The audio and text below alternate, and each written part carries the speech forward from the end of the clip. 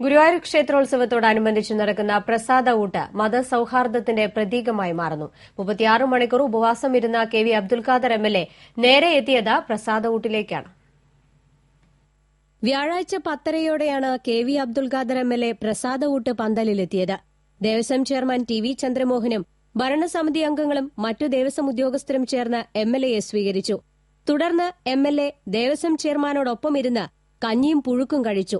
മത്സ്യമേഖലയെ തകർക്കുന്ന doctor Meenakumari report തള്ളിക്കളയണമെന്നാവശ്യപ്പെട്ട് കൊടുങ്ങല്ലൂരിൽ 36 മണിക്കൂർ ഉപവാസം ഇരുന്ന എം.എൽ.എ. ബുധനാഴ്ച രാത്രിയാണ് ഉപവാസം അവസാനിപ്പിച്ചത്. ഉപവാസം അവസാനിപ്പിച്ചതിന് ശേഷവും ഭക്ഷണമൊന്നും കഴിക്കാതിരുന്ന എം.എൽ.എ. ആദ്യമായി ഭക്ഷണം കഴിച്ചത് ഗുരുവായൂരപ്പന്റെ പ്രസാദമായ കഞ്ഞിയും പുഴുക്കുമാണ്.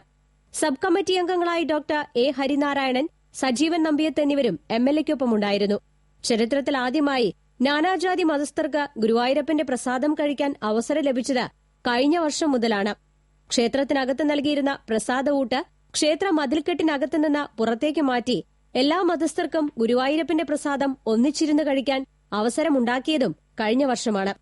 പ്രസാദ ഊട്ട് ജനകീയമാക്കിയതറിഞ്ഞ് കഴിഞ്ഞ വർഷവും കെ.വി. അബ്ദുൽ ഖാദർ പ്രസാദ ഊട്ട് കഴിക്കാനെത്തിയിരുന്നു.